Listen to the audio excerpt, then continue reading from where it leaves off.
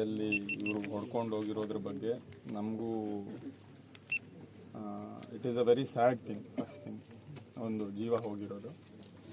ಈಗ past 9 months ತೊಗೊಂಡ್ರೆ sir, ಈ 9 monthsನಲ್ಲಿ ಪ್ರೊಆಕ್ಟಿವ್ ಆಗಿ ಸಾಕಷ್ಟು ಕೇಸ್ಗಳು ಇಂಥ ಮಾಹಿತಿ ಮೇಲೆ ಈ ಕ್ರೂಯಲ್ಟಿ ಟು ಅನಿಮಲ್ಸ್ ಆ್ಯಕ್ಟ್ ಕೆಳಗಡೆ ಮತ್ತು ಈ ಕೌ ಸ್ಲಾಟರ್ ಆ್ಯಕ್ಟ್ ಕೆಳಗಡೆ ಕೇಸ್ಗಳು ಮಾಡಿದ್ದೇವೆ. ಸಾಕಷ್ಟು ಕೇಸ್ಗಳಾಗಿದೆ.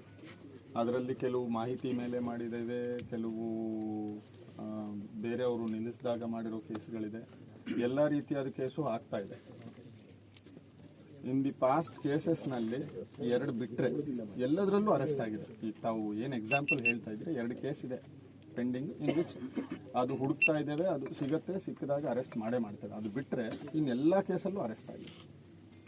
ಆ್ಯಂಡ್ ಎಲ್ಲ ಕೇಸ್ನಲ್ಲೂ ಪ್ರೊಆಕ್ಟಿವ್ ಆಗಿ ಪೊಲೀಸ್ನವರು ಮಾಹಿತಿ ತೆಗೆದು ಎಲ್ಲಿ ನಡೀತಿದೆ ಅನ್ನೋದ್ರ ಬಗ್ಗೆ ಎಲ್ಲ ಹಿಡಿತಾ ಇದ್ದಾರೆ.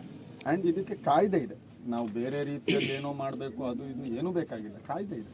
ಇದಕ್ಕೆ ಅಂತಲೇ ಕಾಯ್ದೆ ಮಾಡಲಾಗಿದೆ. ಆ ಕಾಯ್ದೆ ಇದೆ. ಸೊ ಅದ್ರ ಕೆಳಗಡೆ ಅದರ ಅಡಿಯಲ್ಲಿ ಅದರಲ್ಲಿ ಪ್ರಾಪರಾಗಿ ಎಲ್ಲ ರೀತಿಯಲ್ಲೂ ಫುಲ್ ಫ್ಲೆಜ್ಡ್ ಆಗಿ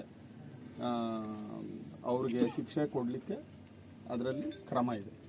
ಅದು ಮಾಡ್ತಾ ಇದ್ದಾರೆ.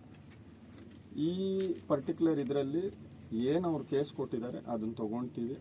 ಅದು 100% ಇದು ಏನಿದೆ ಅರೆಸ್ಟ್ ಆಗಬೇಕಾಗಿರೋದು ಅದು ಮಾಡ್ತೇವೆ. 100% ಮಾಡ್ತೇವೆ. ಅದರಲ್ಲಿ 2ನೇ ಥಾಟ್ ಪ್ರೊಸೆಸ್ಸೇ ಬೇಡ.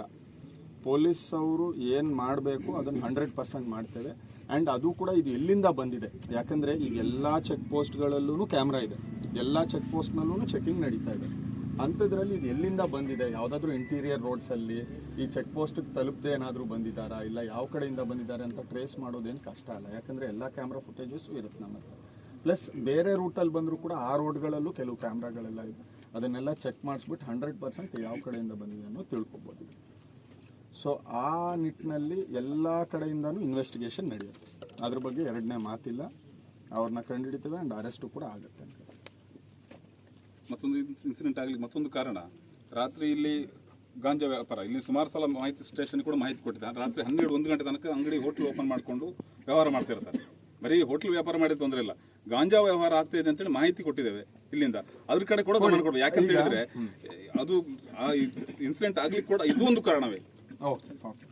ಸೊ ಇನ್ನೊಂದು, ಯಾರೇ ಕೂಡ ಏನೇ ಈ ಥರದ್ದು ಎಲ್ಲಾದರೂ ಇಲ್ಲೀಗಲ್ ಆಗಿ ಗೋಹತ್ಯೆ ಮಾಡ್ತಿದ್ದಾರೆ ಅಥವಾ ಸಾಗಾಟ ಮಾಡ್ಲಿಕ್ಕೆ ಟ್ರೈ ಮಾಡ್ತಿದ್ದಾರೆ, ಇಲ್ಲ ಇಂಥವ್ರು ಅಂಥದ್ದು ಯಾವುದೇ ಮಾಹಿತಿ ಇದ್ದರೆ ದಯವಿಟ್ಟು ಕೊಡಿ. ಇಮ್ಮಿಡಿಯೇಟಾಗಿ we will and we have done also. ಇದೇನು ನಾನು ಹೇಳ್ತಾ ಇದ್ದೀನಿ ಅಂದರೆ ಇನ್ನು ಮುಂದೆಗೆ ಮಾಡ್ತೀವಿ ಇದಕ್ಕೆ ಹಾಗಲ್ಲ ನಾನು ಹೇಳ್ತಾ ಇರೋದು. ಇದಕ್ಕೆ ಮುಂಚೆ ಕೂಡ ಮಾಹಿತಿ ಕೊಟ್ಟಿದ್ದ ತಮ್ಮ ಇವ್ರನ್ನೂ ಕೂಡ ಕೇಳ್ಬೋದು. ಯಾರೇ ಮಾಹಿತಿ ಕೊಟ್ಟರೆ within 5-10 minutes we have immediately reacted and ಅಲ್ಲಿ ಹೋಗಿ ಅರೆಸ್ಟ್ ಮಾಡೋದು ಎಲ್ಲ ಆಗಿದೆ. ಮಾಹಿತಿ ಕೊಟ್ಟರ ಮೇಲಿಗೂ ಆಗಿದೆ. ನಾವೇ ಖುದ್ದಾಗಿ ಮಾಹಿತಿ ಕಲೆಕ್ಟ್ ಮಾಡಿರೋದು ಇದೆ.